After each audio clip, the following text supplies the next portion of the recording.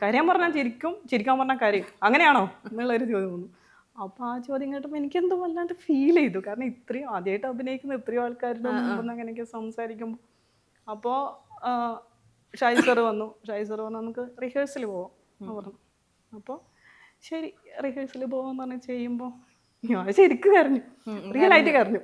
അപ്പോൾ സാറ് പറഞ്ഞു ആ കുട്ടി നന്നായിട്ട് ചെയ്യുന്നുണ്ടല്ലോ, നമുക്ക് ടേക്ക് പോവാം.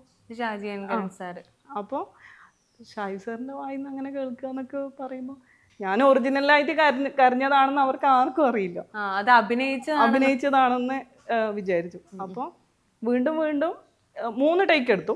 ആ 3 ടേക്കും ഓക്കെ വെച്ചോളാൻ പറഞ്ഞു, നമുക്ക് നോക്കിയിട്ട് വേണ്ടുന്നത് എടുക്കാം അല്ലേ. പക്ഷെ ആ 3 ടേക്കിലും ഞാൻ കരയായിരുന്നു. 3 ടേക്കിലും കരഞ്ഞു. അപ്പൊ സാറ് വഴക്കൊന്നും പറഞ്ഞിട്ടില്ല? ഇല്ല, വഴക്ക് പറയേണ്ട ആവശ്യമില്ല, കാരണം പൊട്ടിക്കറിയല്ലേ.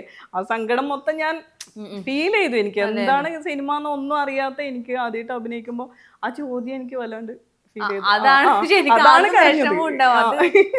മനസ്സിലുണ്ടാവും. അതെ.